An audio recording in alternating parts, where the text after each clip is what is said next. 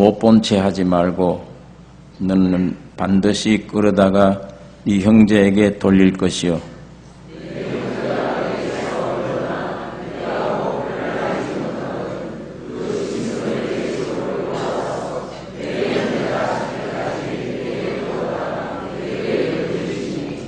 낙이라도 그리하고 의복이라도 그리하고 무릇 형제의 일은 아무 것이든지 네가 얻거든 다 그리하고 못 본 채 하지 말 것이며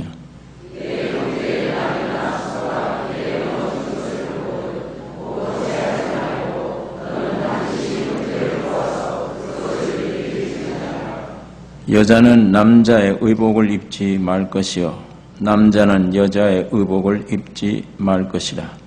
이같이 하는 자는 네 하나님 여호와께 가증한 자니라.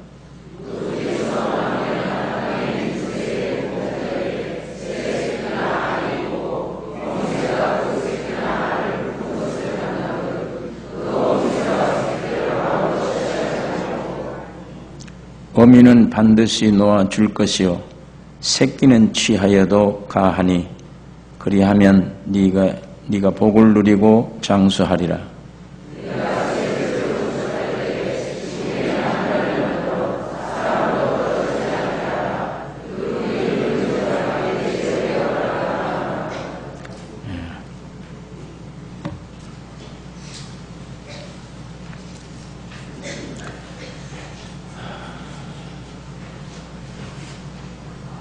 주님 오실 날이 가까오면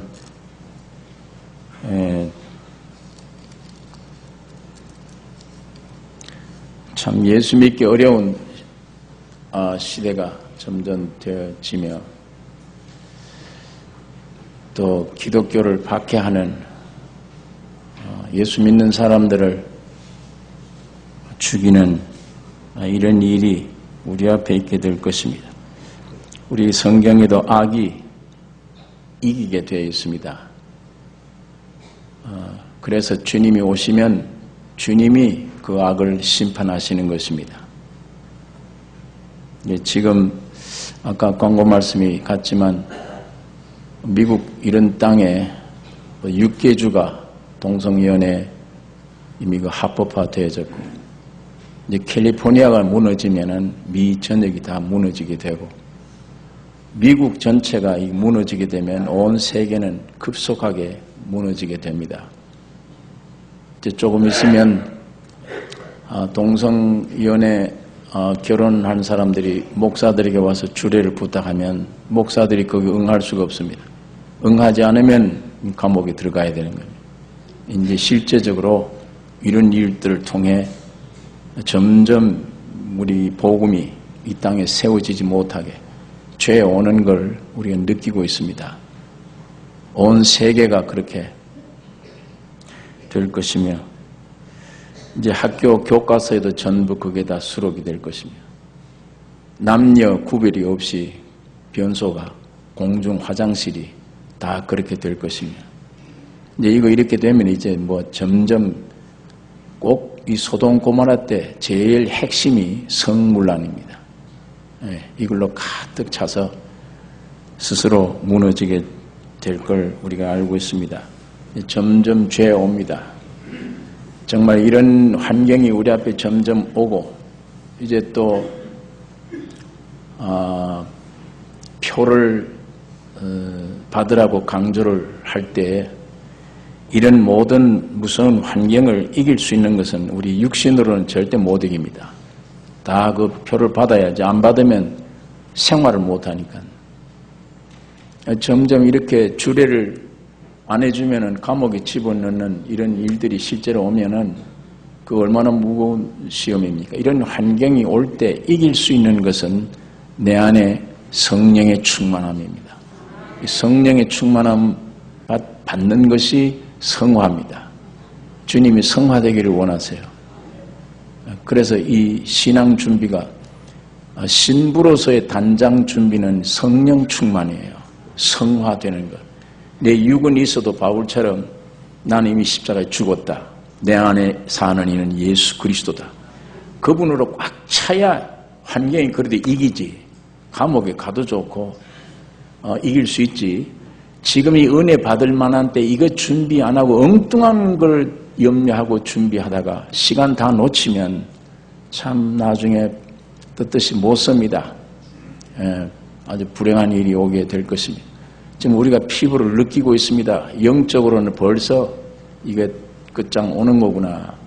네, 피부로 느끼고 점점 무서운 세대에 우리가 살고 있는 것을 알고 있습니다. 여러분이 지금 처해 있는 환경, 또 관심, 시대적인 관심도 있고 여러분이 개개인이 부딪힌 일로 인한 관심들이 있습니다. 이 관심을 좀 어떻게 넘기고 풀어주는 설교를 좀 했으면 좋겠다. 그런데 정 목사는 그런 설교할 재주가 없어요.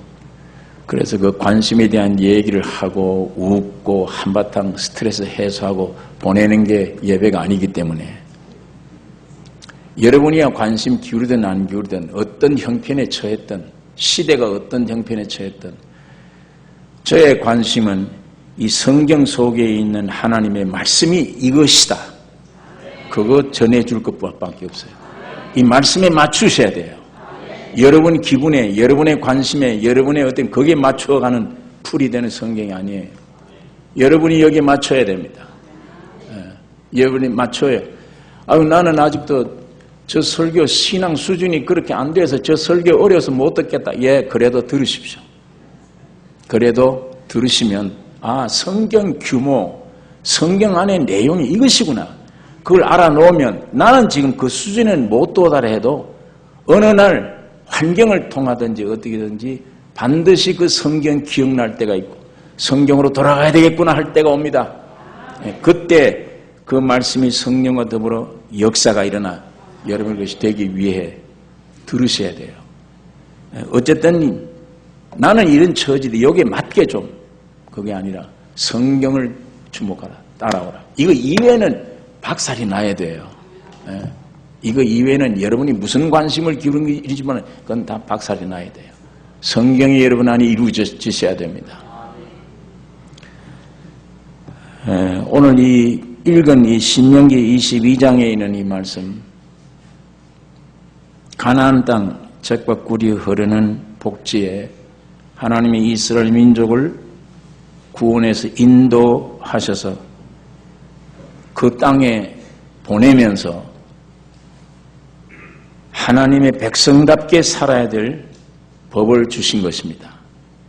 이 법이 우리가 그동안 신명기 안에 쭉 살펴본 법인데 오늘 읽은 이 본문에는 1절서 있는 말씀인데 남의 유익을 돌보라. 남의 재산을 보호하고 남을 유익하게 남에게 관심 기울이고 남을 돌보라. 그것이 가나안 땅에 들어간 하나님의 백성다운 삶의 하나다. 가장 중요한 것이다. 이제 1절서 제가 읽겠습니다. 본문 22장 1절. 네 형제의 우양의 길 잃은 것을 보거든 못 본 채 하지 말고 너는 반드시 끌어다가 네 형제에게 돌릴 것이요. 가다가 우양, 소와 양, 그 다른 집의 소와 양이 막 길을 잃어버리고 헤매고 있습니다. 그러면 그걸 잡아다가 그 주인에게 갖다 주라. 주인이 누군지 모르겠다. 주인이 어디 멀리 있다. 그러면 너 집에 가져가라. 가서 그걸 보존해라. 보호하고 있다가 그 주인이 나타날 때 그걸 그대로 돌려줘야 된다. 그걸 이제 구체적으로 설명을 했는데 2절에 네 형제가 네게서 멀거나 네가 혹 그를 알지 못하거든 그 짐승을 네 집으로 끌고 와서 네 형제가 찾기까지 네게 두었다가 그에게 돌릴지니. 뭔 우양만 그렇게 하느냐? 3절에 나귀라도 그리하고 잃어버린 의복이라도 그리하고 무릇 형제의 일은 잃어버린 것 아무 것이든지 네가 얻거든 다 그리하고 못 본 채 하지 말 것이며 네 형제의 낙이나 소가 길에 넘어진 것을 보거든 못 본 채 하지 말고 너는 반드시 형제를 도와서 그것을 일으킬지니라. 그런데 이 말씀을 출애굽기 23장에 보면 네가 만일 네 원수의 길 잃은 소나 나귀를 만나거든 반드시 그 사람에게로 돌릴지며 네가 만일 너를 미워하는 자의 나귀가 짐을 싣고 엎드러짐을 보거든 삼가 버려두지 말고 그를 도와 그 짐을 부리울지니라. 출애굽기에는 아직 원수입니다. 네 형제가 아니라 네 원수의 것이 그렇게 됐다 하더라도 그걸 킵했다가 그 주인 찾아줘야 된다. 그 다음에는 네가 만일 너를 미워하는 자의 나귀가 짐을 싣고 가다가 짐승이 너무 무거워서 엎드러졌어요. 짓눌려 엎드러지고 거기 보니까 내 미워하는 사람이에요. 그 사람이 그 짐승과 더불어 그걸 일으키려고 애를 쓰거든. 못 본 채 하지 말고 가서 일으키라. 그걸 도와야 된다. 이게 참 좋은 말이다. 그렇게 해야지. 이런 생각들은 가져도 이 속에는 안 돼요. 못 본 채 하지. 이 속에는 안 돼요. 왜 그러냐? 사람이 에덴 동산의 아담으로부터 타락될 때 그 타락된 내용이 이기주의입니다. 자기밖에 몰라요. 사람은 누구든지 자기밖에 모릅니다. 이런 사람이 어떻게 남을 도울 수 있겠습니까? 사람 만나면 저 이용해야 되겠다. 이용 가치가 없는 사람은 안 만나요.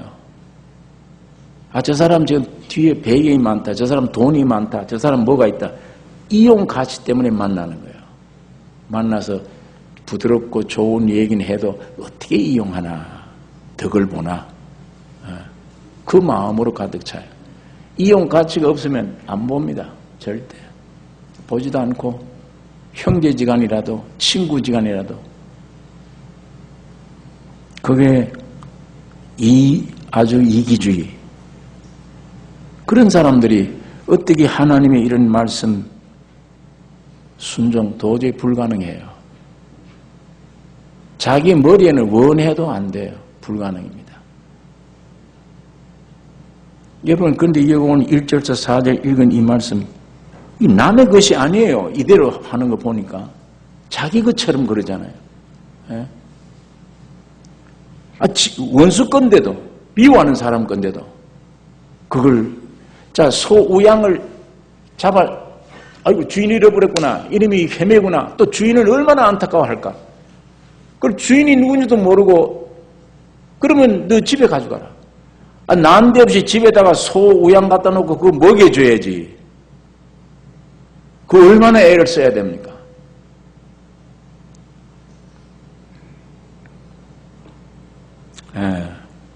참 이 어려운 일입니다. 여러분, 이게 하나님이 애굽에서 종노릇하는 이스라엘 민족들을 이스라엘에서 구원시켜줘서 해방시켜서 가나안 땅을 주신 것처럼 거기 들어가면 구원 얻은 백성들로서 거기 들어가면 이렇게 살아라. 남을 위해 살아라. 그런데 이와 마찬가지로 하나님이 아들을 세상에 보내서 여러분과 나를 위해서 십자가에 피 흘려 돌아가실 때에 하나님 편에 볼 때는 여러분들은 죄가 다 없는 사람들이 되어버렸습니다. 하나님 편에 볼 때는 자기 아들 예수가 피 흘린 걸 보고 저 고귀한 피 다 용서했다 선언해버린 거예요. 이 피를 보고 여러분의 본질적인 체질을 보고 선언한 게 아니에요. 용서됐다고 하는 게 아니고 자기 아들 십자가에 희생된 피, 그 의로운 분의 죽음을 보고 용서했다, 선언했다. 선언해버린 것입니다. 그런 다음에 용서되었으니까 예수님은, 그 하나님은 성령으로 여러분 속에 들어오게 되어졌어요. 내 속에 들어오게 된 것입니다. 곧 성령이 오신 것인데, 다른 말로는 살려주는 영은, 예수님은 살려주는 영이세요. 그 성령 안에 주님이 계셔서 우리 안에 오셔서 우리를 통해 하나님의 뜻을 이루시기를 원하십니다.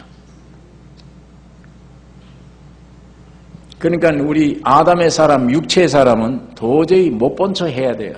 남이 어려움을 만났을 때 못 본 척 해야 되는데 도저히 불가능인데, 하나님이 이렇게 이스라엘 민족 구원해서 충분히 순종할 수 있기 때문에 가나안 땅에 가서 못 본 척 하지 말라, 이렇게 살아야 된다, 남을 위해 살아야 된다, 이렇게 계명을 주시는데, 마찬가지로 이건 그림자예요. 그 하나님이 세상에 오셔서 여러분 나를 위해 다 십자가 해결해 놓고 우리 성령 통해 내 안에 오셨습니다. 가나안 땅에 들어오는 거예요. 여러분, 내가 구원 얻었으면 가나안 땅에 들어가는 겁니다. 그 구원 얻은 사람으로의 합당한 생활이 뭐냐? 오늘 이 한 가지만 기억하고 가십시오. 못 본 채 하지 말라. 못 본 채. 여기 오늘 1절에서 4절 가운데 못 본 채 하지 말라 말을 몇 번이나 했어요. 못 본 채 하지 말라. 그러니까 여러분 안에 성령이 오셨습니다. 거듭났습니다. 예수가 그 안에 오셨으면 고린도전서 6장 19절에 너희 몸은 너희가 하나님께로부터 받은 바 너희 가운데 계신 성령의 전인 줄 알지 못하느냐? 너희는 너희 것이 아니라 값으로 산 것이 되었으니 그런즉 너희 몸으로 하나님께 영광 돌리라. 성령 받은 사람, 거듭난 사람, 예수가 내 안에 온 사람은 그 몸이 값주고 산 것이 되었으니 하나님이 사셨습니다. 여러분의 것이 아니에요. 이제는 오직 하나님에게 영광을 돌리는 몸입니다. 영광 돌리는 몸, 하나님을 위한 몸이 되어진 것입니다. 하나님께 영광 돌리는 삶을 어떻게 살아가야 되느냐? 내 안에 계신 성령이 그렇게 하실 거예요. 여러분, 내가 해야 될 일은 순종밖에 없어요. 내 안에 계신 성령을 순종하는 것, 이 말씀을 순종해가는 것. 그래서 이 주인의 말을 들으셔야 돼요. 그러니까 에베소 4장 30절에 하나님의 성령을 근심하게 하지 말라. 그 안에서 너희가 구속의 날까지 인치심을 받았느니라. 하나님의 성령을 근심하게 하지 말라. 왜 여러분 안에 있는 성령이 근심합니까? 이렇게 살자. 그런데 거부했어요. 여러분이. 내 육을 따라서 나는 요게 있어야 되겠습니다. 나는 이 물질이 있어야 됩니다. 세상 이게 없기 때문에 굶어 죽지 않습니까? 염려가 됩니다. 이 육신의 법칙, 이것 가지고 논하는 거예요. 내 안에 오신 성령을 쫓아 살 생각을 안 해요. 네? 그러면 성령이 근심해, 안 해.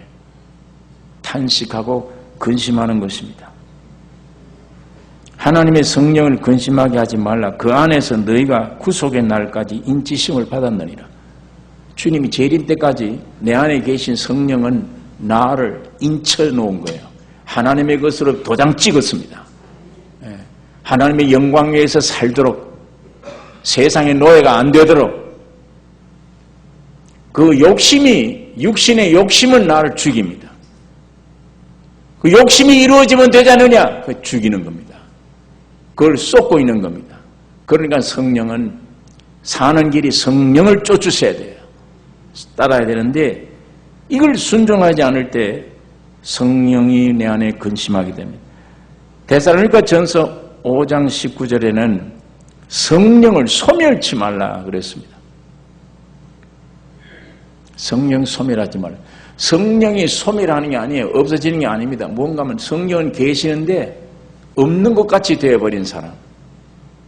성령이 활동을 못해요. 왜? 내 육신 활동하다 보면 성령은 움직이질 않아요. 우리가 거듭났으면 성령이 내 안에 생명으로 오셨습니다. 그 성령이 내 안에 왔다는 느낌을 못 가져요. 느낌을 몰라요. 성령이 내 안에 있는지 없는지 뭘 느껴지거나 이게 안 돼요. 언제 알게 되느냐? 이 말씀을 순종할 때에 성령의 역사가 움틀거리는 게 순종이, 그 움틀거리는 것 때문에 성령이 계시구나. 신기한 주님의 역사가 내 안에 있구나. 내가 순종 안 할 때는 죽은 것 같아. 조용했어요. 몰라서요, 나는. 이 말씀 순종하면 이 말씀이 이루어지는 게, 말씀 때문에 기쁨이 오고 평강이 오고, 이건 신기한 일이다. 그걸 조금씩 느낄 때 주님이 내 안에 계심을 알게 돼요. 점점 순종으로만 순종해 가면 주님이 내 안에 계심을 알게 되기 때문에 바울이 예수가 네 안에 있는 거 없는 거 시험해 보라. 없으면 버리운 자다. 그렇게 말씀을 하는 것입니다. 여러분, 하나님이 보좌 우편에 하나님이 계실 때 여러분 나에게 율법을 주셨습니다. 하나님 말씀 주셨어요. 지키라. 한 사람도 못 지키잖아요. 그걸 아세요. 그러니까 말씀을 주워놓고는 하나님이 뒤따라온 거예요. 육신이 사람이 되어 오셔서 죽으시고 여러분 안에 내 안에 들어오려고 죽으시고 죄를 정결케 한 다음에 여러분 안에 들어가셨습니다. 왜? 내 안에 들어와서 내가 못 지키는 말씀을 지키기 위해요. 나는 원수 사랑하지 못하는데 주님이 내 안에 오면 원수 사랑하게 돼요. 내 힘으로는 아무것도 못하는데 주님이 내 안에 오시면 이 성경을 다 지키게 됩니다. 그러니까 여러분 안에 들어오시기 위해 주님이 사람으로 오셔서 십자가 지신 거예요. 안에 들어와서 뭘 하느냐? 이 말씀을 이루기 위한 것입니다. 마귀에게 빼앗겼던 영토를 찾는 것입니다. 하나님이 살아계심을 확실하게 증거하게 되는 것입니다. 자, 이렇게 생명을 얻으셨으면 하나님의 자녀가 된 백성들에게 주님이 오늘 이렇게 말씀합니다. 길 잃은 것을 보거든 못 본 채 하지 말고 그를 일으키라.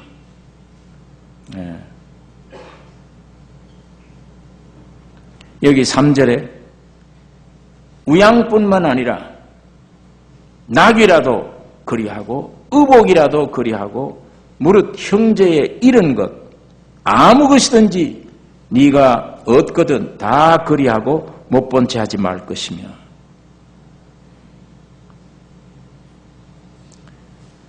네 형제의 나귀가 소가 길에 넘어진 것을 보거든 못 본 채 하지 말고 너는 반드시 형제를 도와서 그것을 일으킬지니라. 못 본 채 하지 말고. 그런데 많이 못 본 척해요. 교회 와서도 내 할 일이 있는 눈에 보여도 못 본 채. 집안에서도 못 본 채. 사람을 만났을 때도 못 본 채. 비참한 소리를 들어도 못 들은 채, 못 본 채. 왜 그렇습니까? 왜 못 본 채 합니까? 못 본 채 하면 안 된다. 그걸 알아요. 그거 다 아는데 저 뭔가 속에 숨어있는 이상한 덩어리가 하나 있어요. 그게 나 숨겨진 저주받은 자아입니다. 이기주의. 나밖에 모르는 옛사람. 그게 못 본 채예요. 이래서는 안 된다는 건 머리는 알아요. 근데 저 깊이 중심에 이기주의가 있습니다. 나라고 하는 건. 이게 못 본 채예요. 왜 못 본 채 하느냐? 귀찮아. 남을 위해서 산다는 게 귀찮아요. 그 귀찮다고 한 내용이 뭡니까? 못 본 채 하지 않고 저걸 보았다. 그러면 저걸 주인을 찾아줘야 된다. 주인 못 만났으면 자기 집에 가져와서 보관해야 된다. 시간 소비, 때에 따라서 내 물질 소비, 막대한 손해가 와요, 나에게. 그걸 손해라고 생각을 합니다. 여러분, 하나님이 없는 사람에게는 절대 손해예요. 왜? 하나님은 내 인정 안 하니까, 하나님은 없으니까 내가 어떻게 살아가야 되는데 내 시간 허비하고 내 물질 쏟고 남을 위해서 다 줘버리면 난 뭘로? 난 어떻게 살아? 이걸 뭘 붙잡고 있어야 내가 사는데 이걸 다 남을 위해서 허비해버리면 나는 어떻게 살아? 손해니까 못 본 척하는 거예요. 여러분, 그러나 이런 육신의 사람이 십자가로 끝나고 예수가 새 생명으로 온 사람들은 하나님의 축복 속에 살지 다른 방법이 없다는 걸 알아요. 하나님의 축복. 그러면 하나님의 축복받는 방법이 뭐냐? 내가 너에게 명령한 못 본 채 하지 말라고 하는 말씀을 순종할 때 복이 오는 거예요. 하나님이 책임져 주시는 거예요. 그러면 인간 편에는 나 못 본 척 해야, 이거 아주 지혜로운 사람 같지? 내 시간과 물질을 왜 허비해? 아껴야지. 근데 못 본 척 하면 내게 유익이 된다고 생각합니다. 그게 나 죽이는 겁니다. 그게 엄청난 손해예요. 그러나 이 허비하는 것 같아. 남을 위해 살 때는 저 바보 같은 인간이야. 자기는 없고 남만 위해 살아. 저 짐승 끌어다가 집에다가 밥을 먹이고 뭐 애를 쓰고 자기처럼. 왜 저런 미련한 짓을 해? 그러나 그 광경을 누가 보고 계시느냐? 하나님은 보고 있습니다. 네가 내 말을 순종하는구나. 육으로 네가 허비하고 손해보는 것 같지? 그래, 나는 너에게 그러는 사람을 채워주는 하나님이시다.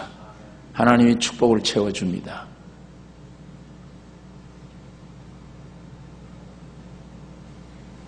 이 세상 환경이 다 나를 살리는 줄 생각을 해요. 아브라함이 옛날 우리 믿음의 조상 아브라함이 그랬습니다. 갈대아우로 떠나서 애굽으로 가나안 땅을 왔어요. 그럼 거기 있어야 돼요. 가나안 땅에서 하나님의 지시를 기다리고 있어야 돼요.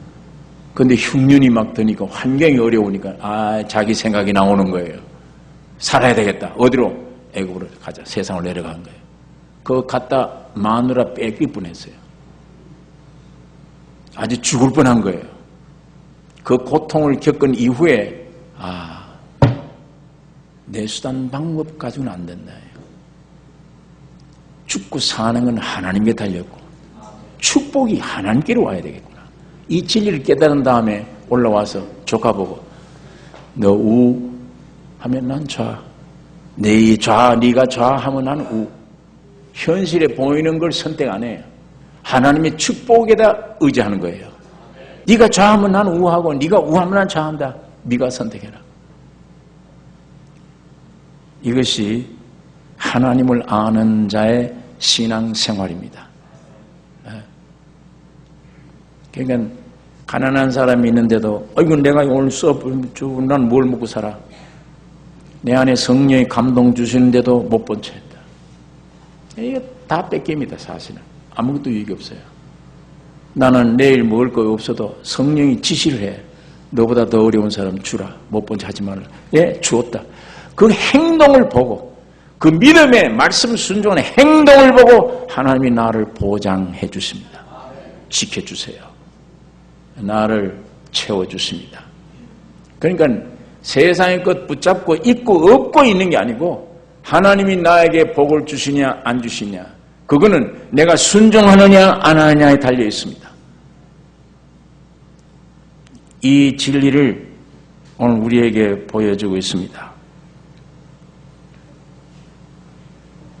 여러분, 이 숨어있는 사람 이거 십자가를 통과해서 파괴돼야 돼요.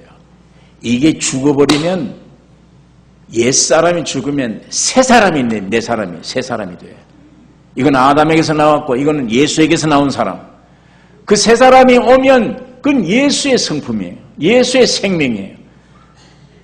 주님처럼 자기는 없어요. 이제 전부 남을 위해 온 몸을 희생하는 거예요. 남을 위해 사는 것. 그게 자기가 사는 길입니다. 사실은.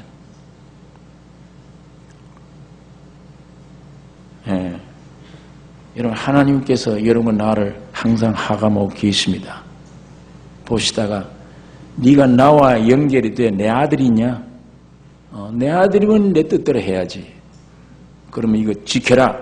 못 본 체 하지 말라 그러면 못 보자 하자 행동을 해야 되면 주님이 됐다. 받으라. 축복 주실 텐데. 하나님이 없는 사람에게는 이거 다 줘버리면 나는 안 된다.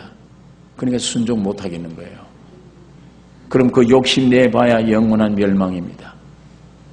여러분 온 천지를 다 얻었는데 야 요즘 수입이 좋다. 곡간 헐고 다시 짓자. 이 어리석은 자여 오늘 밤에 내가 네 영혼 거둬가면 그 네 것 되겠느냐.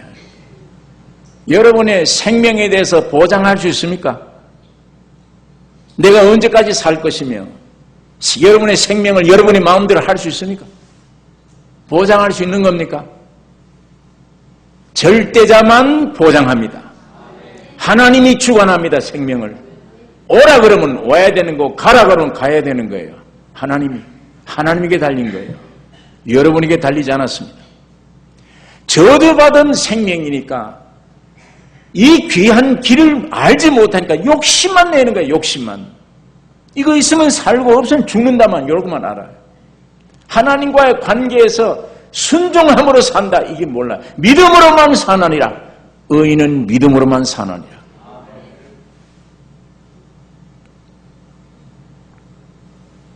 여러분 나의 신앙이 여러분 눈에 보이는 게 있지 않고 내가 내 마음대로 내가 나를 못해.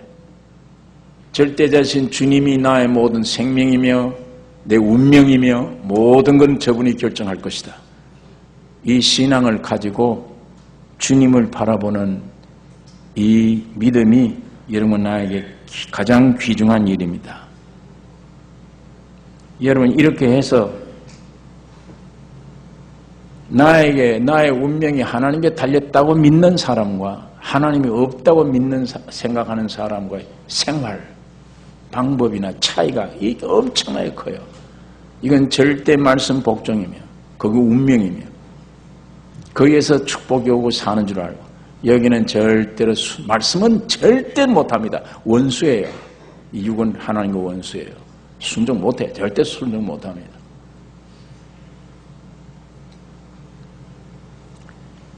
여러분 성령이 오셔서 이 말씀을 듣고 깨달을 때 내가 얼마나 비참하고 처참했던 것을 알 수가 있습니다. 여러분 성경에는 네가 만물보다 거짓되고 부패한 게 사람의 마음이라. 우리가 그렇게 부패했는데도 모릅니다. 내가 그런 걸 몰라요. 여러분을 몰라요. 안에 하나님만 얼마나 부패하고 썩었는지 하나님만 아세요. 근데 여러분은 모르잖아요. 여러분을 몰라요. 그 모르는 상태에 그 기초요. 그 기초 위에 뭐 집을 지어요. 이렇게 살아야지. 저렇게 살아야지.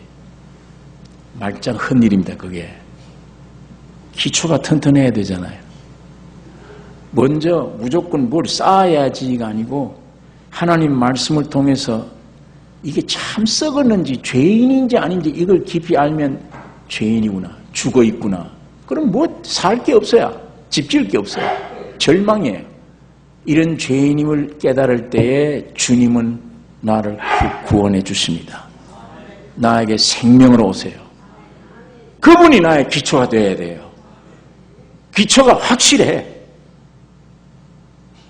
이분이 창조자고 나를 완전히 구속해 주신 분이에요. 이 위에 집이 세워져야 돼요. 이 위에. 그래야 그 삶이 안정돼요. 세상에 물건이 있고 없고가 아니에요. 있으면 안정이고 없으면 불안. 그런 게 아니에요. 나의 기초가 이게 튼튼하냐? 영구한 기초냐? 이 기초 위에 집을 세우면 안정됩니다. 내가 닦아놓은 터 위에 다른 사람이 터를 닦아줄 터가 없다. 그 터는 곧 예수 그리스도라. 그 위에 너희가 집을 지을 때 나무나 풀이나 지프로 지을 거냐? 금과 은과 보석으로 지을 거냐? 뭘로 지을 거냐? 나중에 공력이 나타날 터인데 오늘 여러분의 삶의 기초가 무엇입니까? 나도 모르는 사람이 공중에 붕 떴어요. 아무것도 없어요. 나도 나를 몰라요. 나도 모르는 나에게 기초를 두고 집을 지어놨어요. 그러니까 그 삶이 있어도 불안하고 없어도 불안하고 배워도 불안하고 지식이 없어 무식해도 불안하고 세상 권세와 물질을 가져도 불안하고 없어도 불안해요. 지식이 많으면 불안 안 할 텐데 점점 더 불안해집니다. 이건 뭐야? 손이지. 아무도 없으면 몰라 그 이상은. 그럼 손 사용해서 삽니다.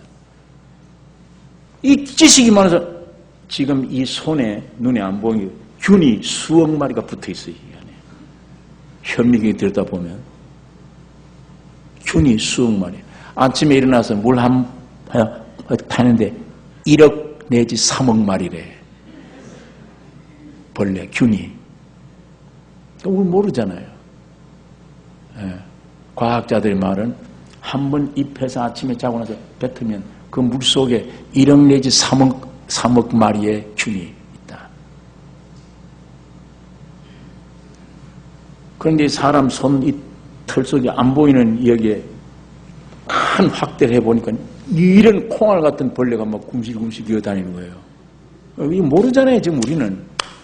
근데 그 지식을 많은 사람은 제대로 살지를 못해요. 겁이 나서. 그러니까 저 문을, 저분들은 자기 집은 말할 것도 없죠. 저 예배당이나 어디 공공장소 문을 못 연대. 요래 열고 나가서 발로 탁 차요. 이걸 제대로 만져서 못 내려. 왜? 그 균, 수많은 사람이 그 붙잡고 왔다 갔다 하는데 균 때문에. 이틀에 한 번씩은 집에서 목욕탕에 못 들어가니까 그 사람은. 대중탕에. 자기 집에 탕을 만들고 물이 해서 온 면도칼로 다 민대요. 나중에 그 사람은 우울증, 신경병 걸려서 죽어버렸어요. 그럴 거 아닙니까, 그거? 얘는 사는 게 그런 거 안다고 그 지식, 세상 지식 사는 게 아니에요. 물질 그거 있다고 아닙니다. 창조자이신 살아있는 주님이 내 속에 오심으로 삽니다. 독을 마실지라도 해를 받지 아니하며 믿음으로 사는 거예요. 믿음으로. 세상의 것 있고 없고 아니에요. 창조주 되시고 생명 되신 주님을 모신 데서 내 문제가 해결되는 거예요. 예배당 다니는 걸 말고 기독교인 말고 실제 그리스도를 모신 것. 주님 모신 사람. 그럴 거 아니에요. 글이 아니에요. 글이 아닌 교리가 아닌 인격 하나님이신 인격이 내 안에 왔다. 살 거 아니에요. 변화가 될 거 아닙니까 안에. 옛날 나와 예수가 내 안에 온 나는 다르잖아요. 옛날에는 사람 생명인데 이제는 신의 생명이 왔다면 신의 성품대로 살 거 아니에요. 그 사람은 그 구원 얻은 사람은 못 본 채 하지 말라. 네 형제의 것, 이웃의 것 어려움을 당했으면 못 본 채 하지 말라. 그걸 네가 문제를 네가 해라. 하라고 할 때는 하나님이 힘을 주시는 겁니다. 축복 주시기 위한 거예요. 내가 해야겠는데 요만한 거는 감당했는데 저렇게 큰 문제는 내가 못하겠습니다. 그건 자기 생각이에요. 이 큰 문제라도 난 하겠습니다라고 덤벼들 수 있는 믿음이 중요합니다.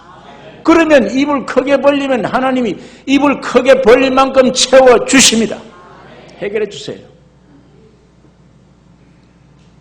절대자신 하나님에게 주권이 있고 하나님의 역사예요. 이걸로 살지 이 섭리가 되고 인생들이 움직여져 가는 것이지. 무슨 세상에 물질, 지식 이게 있다고 살고 없다고 그런 게 전혀 아닙니다. 오늘 여기 본문이 가나안 땅에 들어간 이스라엘 민족들에게 너희 내 아들 내 백성이지 이렇게 살아라. 어떻게? 네 형제 우양의 길을 잃은 것을 보거든 못 본 채 하지 말라. 계속 못 본 채 하지 말라. 그걸 네가 네 것으로 생각하고 남을 위해 살아라. 그러면 그 사람은 못 갚아도 내가 너를 갚아준다. 내가 너에게 책임질 것이다. 그게 축복받는 길이라고 아까 말씀을 드렸습니다. 여러분, 그러면 참 귀중한 것은 이렇게 내가 죄인임을 깨닫고 예수의 생명을 받아버리면 바울이 말한 대로 그렇게 똑같은 말을 하는 거예요. 내가 사는 게 내가 아니요. 난 예수의 십자가와 함께 죽어버렸고 끝났고 내가 사는 게 내가 아니요. 내 안에 예수 그리스도가 삽니다. 그 예수 그리스도는 누굴 위해 사냐? 남을 위해 살아요. 남 위해. 그러니까 이 생명이 내 안에 오면은 참 신기한 것은 나에 대해서는 이제 이게 죽었구나. 주여 나를 죽여주시옵소서. 이런 기도가 나오기 시작하면 옛날과 달라요. 남을 위해서는 기도하게 되고 남을 위해 살아야지 하는 게 움틀움틀 거리는 거예요. 여러분, 이것이 성장돼야 됩니다. 이게 움틀거려요. 인생관이 달라져요. 저희는 나밖에 몰랐는데 이제는 아니에요. 남을 위한 거. 그거 내가 아니에요. 내 안에 주님이 자꾸 그렇게 성품을 줘요. 그런 마음을 주고 남을 위해. 이것이 그리스도의 생명의 삶입니다. 예. 여러분, 구원 얻으면 나는 아니다, 없다, 끝났고 이젠 남이다, 남을 위해 산다. 이게 구원 얻은 사람의 확실한 증거입니다. 그렇게 되면 남을 위한 존재라면 어떻게 못 본 채 합니까? 못 본 채 못해요. 내 삶이 그건데 못 본 채 못해. 일으킬 줄 알아요. 여러분, 이것이 성도의 사명입니다. 교회 사명. 작은 일에도 그래요. 이 교회 와보니까 복도를 다니건 어디를 가는 어느 방에 가는 쓰레기가 많아. 휴지가 많이 떨어졌어. 이 교인들은 참 어떻게 깨끗지 못하다. 어떻게 휴지가 저렇게 많을까? 흉이 나와. 이 뭐냐 뭐다. 책망이 나와. 이거 왜 이러냐? 생명 얻은 사람은 내가 내 교회냐 내 교회 아니냐가 문제 아니에요. 휴지를 보면 내가 주셔야 돼. 왜? 하나님이 그 시간에 내 눈에 보이는 건 날 보고 하라는 거예요.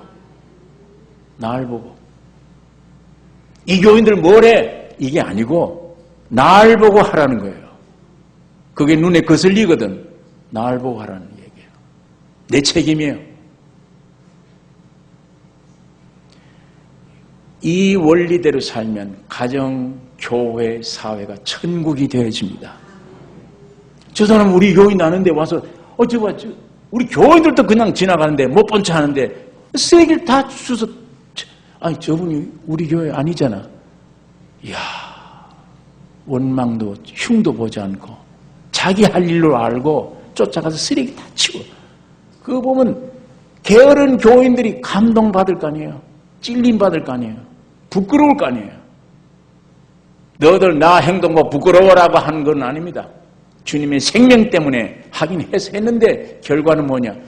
깨닫게 해주시고 문제를 없게 해주시며 하나님의 말씀을 순종했기 때문에 주께 영광되게 해주시는 것입니다.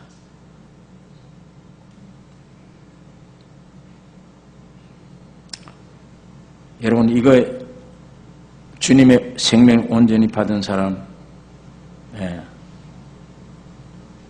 오늘 온전히 받은 사람의 예수의 생명의 성품을 따라 사는 생활입니다. 오늘 여러분, 내 육은 절대 안 됩니다.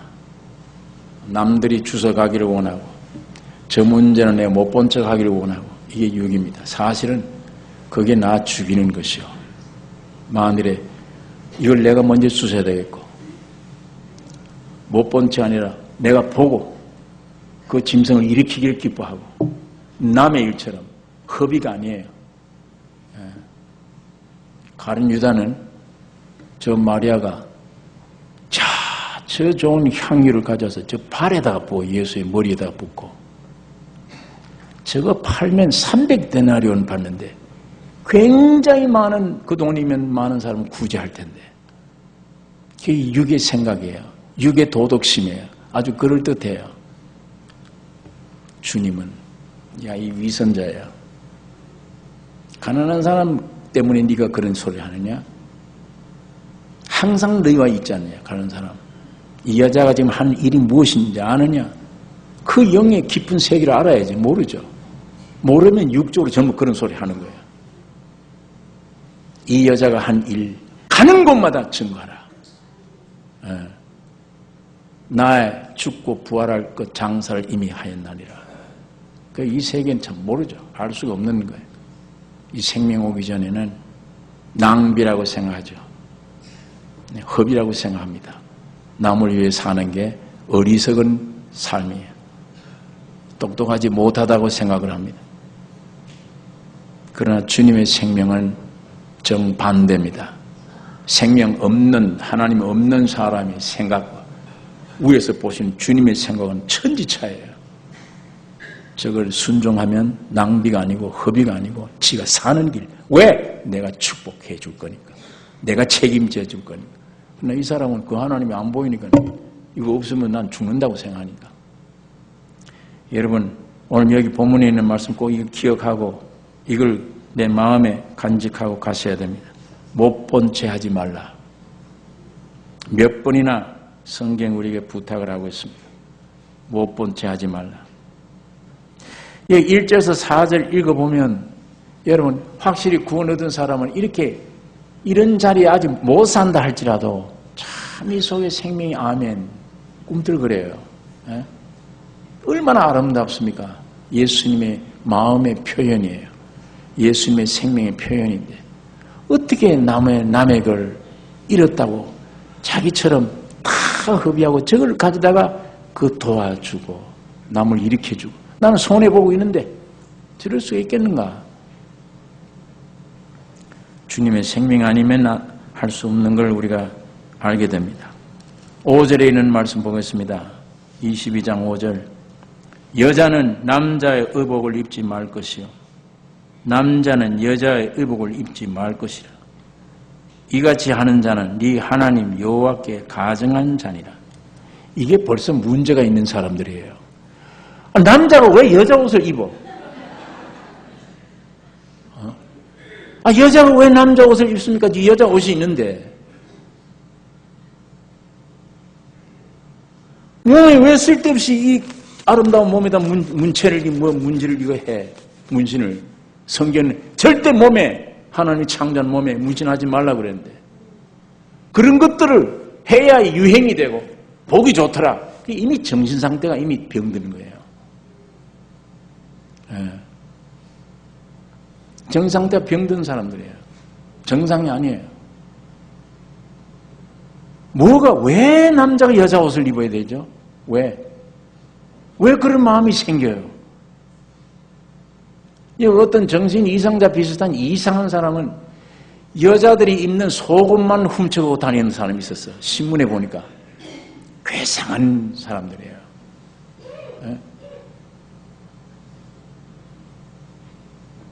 이게 정상적이 아닙니다. 영과 혼과 몸이 저주받았다는 생각들이 정상이 아니에요. 남녀 옷 바꿔 입지 말아야 돼. 하나님 앞에 가증한 것이라. 그 단순히 옷이 없을 때는 남자 옷이나 여자 옷이나 아무렇게 입으면 경제적이고 참 좋잖냐. 근데 왜 그걸 못하게 하냐. 경제적이 어떻게 되는지 모르지만은 갖다 핑계를 그걸 갖다 댑니다. 남녀 구별이 엄격해야 돼요. 왜? 그거 없는 데서, 그 엄격하지 못한 데서 여자 옷 입고 싶다 오늘, 남자 옷 입고 싶다 이러는 데서 더러움이 일으켜집니다. 사람 삶에. 이거 옛날 가나안 땅에 쳐들어갔을 때 가나안 땅에 살던 이방족들이 우상 섬길 때 옷을 바꿔 입거든. 남자는 여자 옷 입고 여자는 남자 옷 입어요. 그래 우상 섬길 때 제사 드릴 때 그 짓 하는 거예요. 자, 그 우상 섬기는 유래가 아니더라도 하나님은 남녀를 구별해 지으신 것이 하나님의 뜻입니다. 모양도 다르고 성질도 다르고 체질도 다르고 하는 일도 달라요. 마음가짐도 달라요. 하나는 사랑해야 되고 하나는 복종해야 됩니다. 하나는 머리 역할을 해야 되고 하나는 몸 역할을 해야 됩니다. 완전히 구분이 되고 이게 일들이 다른데 그거 왜 막 섞어서 이제는 심지어는 남자끼리 여자는 여자끼리 그게 무슨 결혼이 됩니까?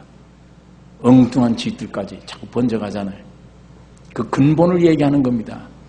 얼른 보기에 그 옷 바꿔 있는 게 뭐 중요하냐? 아니요. 이 깊이 뿌리를 얘기하는 거예요. 가증한 짓들이다 그게. 특별히 교회 안에서 남녀의 구별을 명확히 해야 됩니다. 이상한 공동체입니다. 아직도 한 형제 자매 이렇게 소화할 만한 믿음도 없고 육분인데 다른 사회와 달리 교회는 한 자매라 한 형제라 이렇게 놓으니까 이건 뭐 얼마나 가깝고 자신도 모르는 사이에 육신의 사탄이 그걸 가지고 역사하기 시작하네. 교회마다 문제가 생기는 거예요. 심지어는 믿지 않는 사람들이 예배당을 볼 때 저 연회당 이렇게 얘기를 하는 거예요. 예배당이 뭐냐? 연회당. 네, 아주 참 교회일수록 구분이 분명해야. 여러분, 그거 우리가 섞으면 안 됩니다. 그 뒤집으면 안 돼요. 하나님이 창조의 질서를 뒤집으면 안 되는 것입니다. 6절, 7절에 있는 말씀 보겠습니다. 노중에서 나무에나 땅에 있는 새의 보금자리에 새 새끼나 알이 있고 어미새가 그 새끼나 알을 품은 것을 만나거든 그 어미새와 새끼를 아울러 취하지 말고 어미는 반드시 놓아줄 것이요 새끼는 취하여도 가하니 그리하면 네가 복을 누리고 장수하리라. 길 가다가 나무에나 땅에 새 보금자리를 발견했습니다. 보니까 알도 있고 새끼도 있고 어미가 품고 있어요. 됐다, 먹을 것 오늘 생겼구나. 그걸 잡는데 절대 어미와 새끼를 함께 가지지 말라. 새끼는 취하되 어미는 반드시 놓아주라. 참 하나님이 세밀하세요. 굉장히 세밀하신 분입니다. 마태복음 6장에 공중의 새를 보라. 심지도 않고 거두지도 않고 창고에 모아 들이지도 아니하되 너희 천부께서 기르시나니. 욥기 38장에 41절에 보면 까마귀 새끼가 하나님을 향하여 부르짖으며 먹을 것이 없어서 오락가락 할 때에 그것을 위하여 먹을 것을 예비하는 자가 누구냐? 하나님이십니다. 하나님이 키우세요. 까마귀 새끼가 울부러지며 오락가락 하면서 하나님을 위해 소리를 지르며 그걸 위해서 먹이를 예비한 자가 누구냐? 이런 말로 표현을 했습니다. 마태복음 10장에 있는 말씀 보면 참새 2마리가 한 아사리온에 팔리는 것이 아니냐. 한 아사리온 센트예요. 우리 돈으로 말하면 형편없는 값이에요. 한 아사리온에 참새 2마리가 팔리지 않느냐. 그러나 너희 아버지께서 허락지 아니하시면 그 하나라도 땅에 떨어지지 아니하리라. 하나님이 허락지 않으면 참새도 안 죽는다. 그러니까 참새 한 마리까지도 보호하시고 경영하시는 하나님이십니다. 온 우주 만물을 자기가 창조한 모든 만물 세계를 다 섭리하고 경영하세요.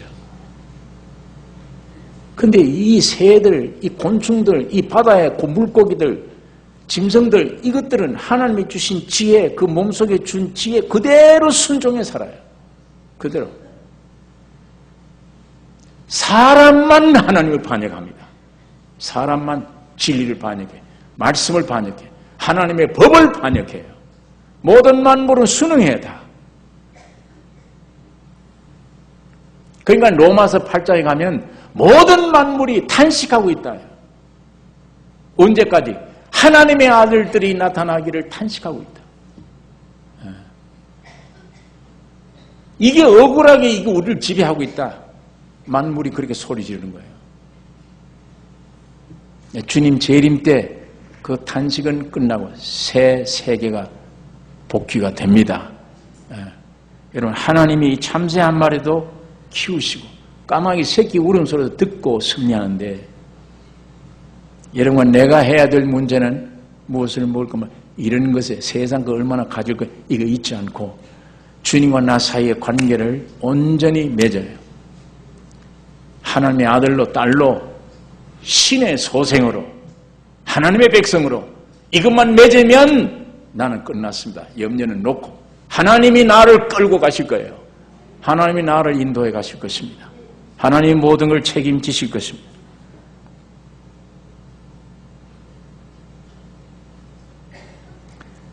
이렇게 하나님이 창조하시고 새 한 마리도 섭리하시고 경영하시는데, 이 필요 이상 그 살생하는 것,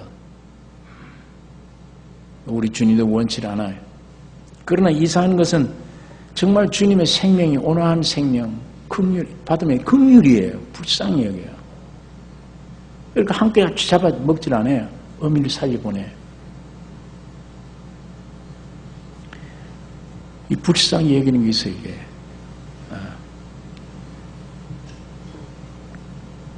이 나무 이파리와 대화하는 게 그냥 옛날에는 나무 이파리 곱구나. 꽃도 야 이쁘구나. 이쁘면 이쁘지. 꺾어버렸다. 이기주의니까 내 방에 갖다 꽂아야지. 지금 가져가요. 벌레도 잔인하게 죽여버려, 없애버려. 의미를 못 느껴요. 여러분, 이 변소 화장실 가면 구데기가 막 붙어.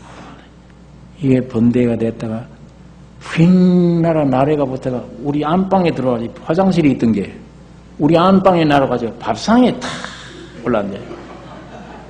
이게 옛날에 저 화장실이 있던 거거든. 구더기 때. 그게 변화돼서 이렇게 날개가 붙어서 밥상에 올라앉아요. 과정을 거쳐요. 더럽다고 생각하는데 그 파리 되는 과정 신비스러운 거예요. 진리를 여러분 우리 가르쳐줘요. 로마서 1장에 하나님의 신성 능력이 눈에 볼 수가 없지만 하나님이 지으신 만물 속에 그의 신성과 능력을 알게 되나니 참 신비스러운 거예요. 곤충 한 마리 세계도 신비스러워요. 아름다워요.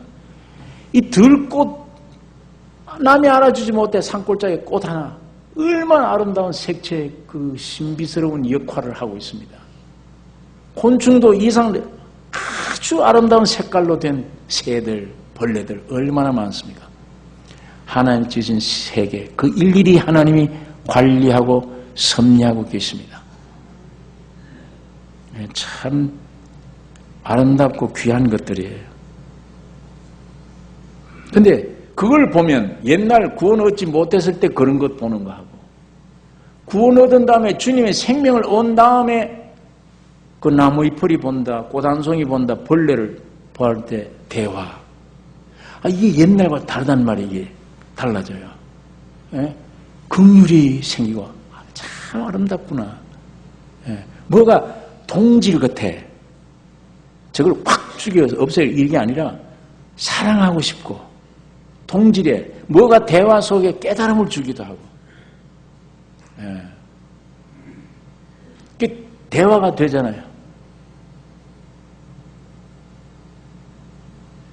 제가 모처럼 여행 가면 저는 항상 옛날 고속버스에 바로 운전자 뒤석에 앉아요. 제가 여행을 혼자 하니까 바로 난 밤낮 거기에 앉아요. 표를 살 때 꼭 그렇게 사요. 맨 앞에 운전자 뒤에 달라고. 왜 그러냐면 그래야 앞에 큰 창문에 오는데 다 보여요. 근데 그때 갈 때 쫙 전개되는 자연과의 대화. 참 즐겁고 좋아요.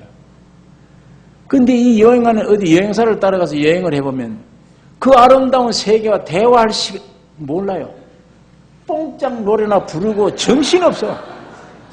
그 밤낮 부르던 그거 노래 같지도 않은 거. 그 안에 와서도 그걸 부르고 있어요. 그 안에. 그럼 왜 여행을 해? 집에 있지 그냥. 참 그거 이해가 안 돼요. 사사로이 술잔에 놓고 대화하는 지지한 얘기들, 그 공기 좋고 야외에 나가 여행 기간에 얼마나 좋은 기회예요. 자연과의 대화가. 그 왜 대화할 줄 몰라요? 앉아서 매너 얘기, 시어머 얘기, 흉 얘기 아니면 노상 그런, 어디 가서 검찰에 고소할 수도 없고. 여행할 때마다 나 그거 느껴. 참 답답한 사람들이다. 왜 저때 인간 냄새가 안 나냐 지금? 자연세계 왔으면 자연과 눈에 펼쳐진 하나님의 세계. 왜 대화를 못해? 그 묵상이 얼마나 좋습니까? 대화가. 근데 그게 옛날 은혜 밖에 있을 때와 은혜 안에 차이가 생겨요. 아름답고 긍휼이 가요. 내 것 아니에요. 주님의 성품이야. 아름답고 성품. 자, 저희 집에 대추나무가 하나 있는데 우리 교회처럼 이만큼 열렸어요. 근데 보니까 이 벌레가 이상해요. 잘 익은 것만 꼭 입을 대요. 못 익은 건 입을 안 돼. 꼭 먹을 만한 거 아주 이거 귀 잘 알아요. 이게 딱 집어서 못 먹게 만들어놔요. 그래서 내가 집에 공기총이 하나 있었기 때문에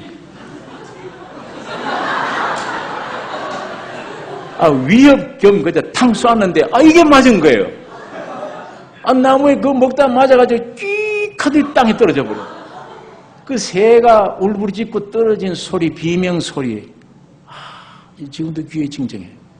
그 다음부터 그 대추나무 보면 왜 그러냐?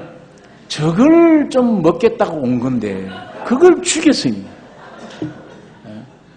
그걸 해놓고 제가 즉시 그래도 새가 그걸 하나 얻어 먹겠다고 왔는데 저걸 죽였으니 이게 뭐가 이러냐. 하여튼 그게 늘 뭐가 죄책감 비슷한 이상한 느낌.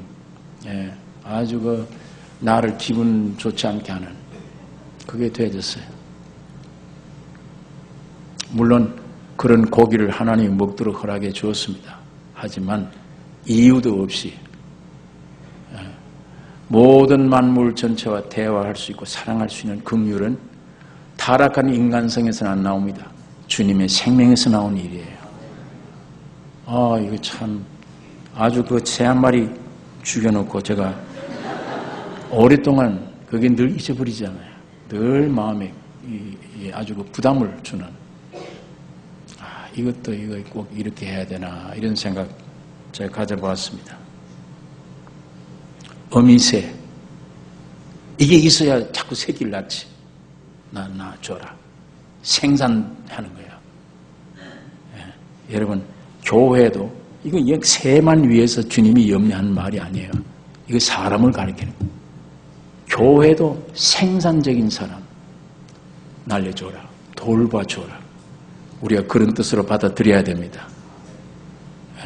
사람이 가면은 사람 만나면 생산적이라 해야 돼. 용기를 줄 수 있고 희망을 줄 수 있고 낙심하지 마라.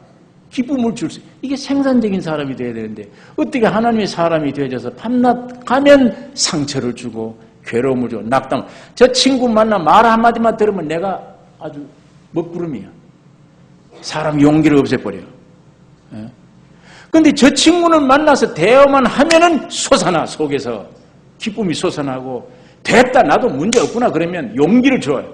이게 생산적인 사람입니다. 하나님의 생명은 생산적이에요. 여러분을 만나는 사람마다 가정에서 어디 가든지 생산적인 용기를 주는 희망을 주는 이런 것이 우리를 통해서 나타나고자 하는 주님의 생명입니다. 그걸 북돋아 줘라. 그런 사람들 알아주고 용기를 줘라. 놓아줘라. 8절에 있는 말씀 보겠습니다. 네가 새 집을 건축할 때에 지붕에 난간을 만들어 사람으로 떨어지지 않게 하라.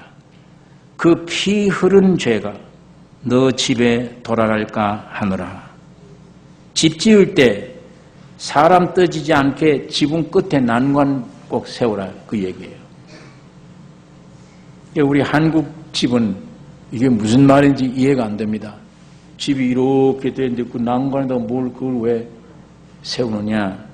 그러나 이 당시의 집들은 우리 한국 사람들이 생각하는 그런 집들이 아니에요. 여호수아 2장 6절에도 보면 기생 라합에게 정탐꾼이 왔을 때 지붕에 올라가서 버려놓은 삼대에 숨겼더라. 그 지붕 위에 올라가 피난처가 된 거예요.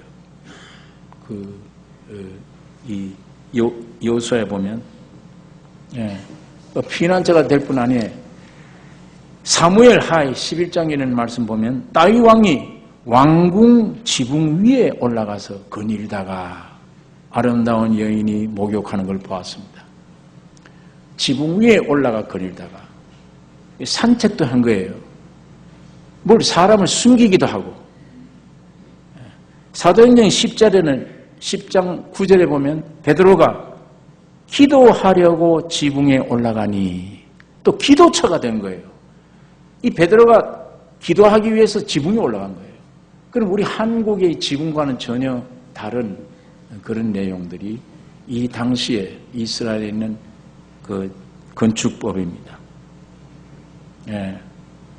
여러분, 그래서 혹시 거기 사람이 올라갔다 떨어진다. 떨어져 죽으면은 그 핏값이 그 집에 머물러 있지 않느냐. 그러니까 그런 사고 없도록 배려를 해라. 여러분, 자신의 안전만 위한 이기주의자, 자신의 안전하고 생각 말고 타인의 안전과 행복을 생각함이 성도들의 생활입니다. 내 돈 가지고 내 마음대로 지는데 이게 육신의 사람들이에요. 이미 주의 생명의 사람들은 여러분이 거듭날 때에 주님의 생명으로 거듭났죠? 여러분 안에 성령이 계시죠? 그럼 여기만 500명이 앉아 계시면 성신이 500분입니까? 성령이 500분이에요. 성신이 500명입니까? 한 분입니까? 한 분이에요. 우리 육신의 개체는 500인데 주님은 하나예요. 그게 뭐냐? 여러분, 내가 거듭나 생명이 들어올 때 하나님과 연결돼 버려요. 개체가 아니에요. 하나님과 연결된 영의 상태예요. 이게. 그러니까 이 귀중한 것입니다. 아버지와 아들과 성령이 한 몸인데 그 생명에 여러분과 나도 붙어버린 거예요. 거기. 그 전체가 한 생명이에요. 그래서 그 주님의 성품이 여러분 나를 통해 흘러나오는 거예요. 하나님의 성품이. 그러니까 독립적이 아니에요. 내 돈 가지고 내 마음대로 내 편리한 대로 집 짓고 뭐 하는데 무슨 상황이냐 이런 생각이 들면 그건 아주 완전 육적인 사람이에요. 어딘가 은혜 받았다는 사람이 마음속에 아니다. 공동체. 전체를 위해 기도해야 되고 우리 민족 가운데 굶는다 그러면 그것도 가슴 같이 아파야 되고 이웃이 어려움을 당했다 그러면 나는 괜찮아도 아니다. 이게 나는 내 문제예요. 무언가 이게 내가 훌륭해서가 아니라 우리 안에 오신 주님의 성품이 그래요. 성품이. 같이 긍휼을 느끼고 우리 자신 유익 편리만 위해 생각하고 멋대로 집을 지어요. 남의 지붕에 올라가기는 왜 올라가? 올라 떨어져 죽으면 지 책임이지. 남의 집에 올라가기는 왜 올라가? 자기 마음대로 자기 뜻대로 집 하나 지어도 남을 생각하라. 지금 그 말입니다. 뭘 하나 해도 남을 위해 생각하라. 남의 안전, 다른 사람의 안전. 죽든지 살든지 주님의 생명에 붙어 있다면 남을 위한 것. 그게 곧 나를 위한 것이요. 이것이 기독교의 복음의 원리입니다. 가난한 노동자들 생명, 그 집을 누가 지었습니까? 사실은 노동자들이 지은 거예요. 목숨 내걸고 올라가서. 큰 빌딩 짓다가 죽는 사람들도 많아요. 가난한 노동자의 생명과 안전에는 아랑곳 없는 사람들이 얼마나 많습니까? 밤낮 집 짓다 떨어져 죽었다. 안전 불감증, 돈 아끼려고 남의 생명은 죽든 말든 허술하게 해놓고 저거 떨어져 죽는 거예요. 거기 다 해당되는 교훈을 주는 말씀들입니다. 죽도록 일시키고 임금도 주지 않고 그게 육신의 이기주의, 육신 태도들이에요. 주의 생명을 받았다는 사람들은 벗어나야 됩니다. 남을 배려할 줄 알아야 돼요. 여러분, 요즘 우리 서울에도 화재가 나면 한꺼번에 아이들이 몇십 명 불에 타 죽는다. 야단들이 왜 불이 나는데 남들을 위해서 통로도 없어요.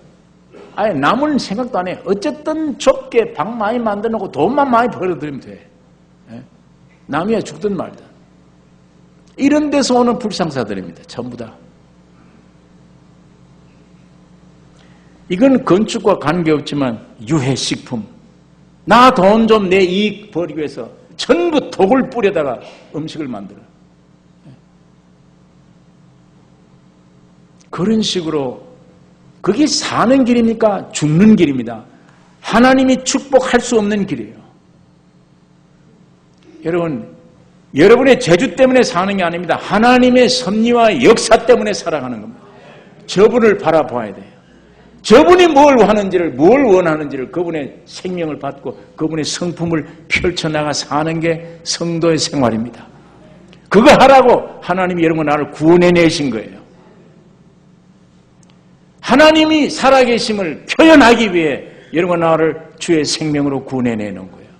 하나님 표현하라고. 하나님 마음을 좀 마음대로 한번 살아보라고. 내가 장사가 안 될지라도 적은 이문이 많든 적든 축복을 하나님이 주셔야지 이것 때문에 사는 게 아니다. 이런 생각을 생명소에 가졌다면 어떻게 독약을 넣어서라도 음식을 만들어요? 어떻게 콩나물 키우는데 거기다가 무서운 이상한 약을 뿌려서 급히 성장하게 해서 사람 독을 먹게 만들어요? 자기 자신과 가족들을 죽이는 일이며 남들을 죽이는 일입니다. 여러분, 오직 이 소망이 이 성경밖에 없어요. 주님밖에 없습니다. 주님의 생명이 오셔야 돼요. 와서 그 생명대로 살 때만 가정의 평강, 개인의 평강, 온 땅에 평화가 올 수 있습니다. 다 살아갈 수 있어요. 오늘 이것을, 이 교훈을 오늘 이 본문 안에 배워야 됩니다. 여러분, 얼마나 상상해 보십시오. 아까 1절, 4절까지 그 말이 가서거든 남의 짐승을 발견했거든 네가 그걸 건져내서 돌려주라. 주인을 못 찾거든 네가 집에서 그걸 보호해주고 키워주고 했다가 돌려주라. 네 원수가 가는데 쓰러졌으면 일으켜주라. 얼마나 아름다운 주님의 마음 아니면 도저히 상상할 수 없는. 새를 잡았거든 어미를 풀어주라. 집을 짓거든 사람이 다치면 어떡하느냐. 혹시 난관을 지으라. 이게 하나님의 마음입니다. 이 뜻이 여러분 나를 통해 이 땅에 펼쳐지기를 원합니다. 이게 여러분과 내가 또한 사는 길입니다. 기도하십시다. 걸어가신 아버지의 말씀을 이 시간 묵상했습니다. 이 아담의 생명으로 오늘 이 시간까지 살아왔는데 이제 다 쏟고 산 생활, 허무한 생활, 종집을 짓고 십자가 안에서 주님으로부터 받은 새 생명으로 주의 성품 따라 하나님의 성품을 따라 펼쳐나가 사는 저희들 되게 해 주시옵소서. 육적으로는 손해보는 것 같으나 하나님의 축복받는 길임을 깨닫게 해주시며 모른 채 하지 않게 하여 주시옵소서. 못 본 채 하지 않게 해 주시옵소서. 우리를 구원하신 예수님의 이름으로 기도를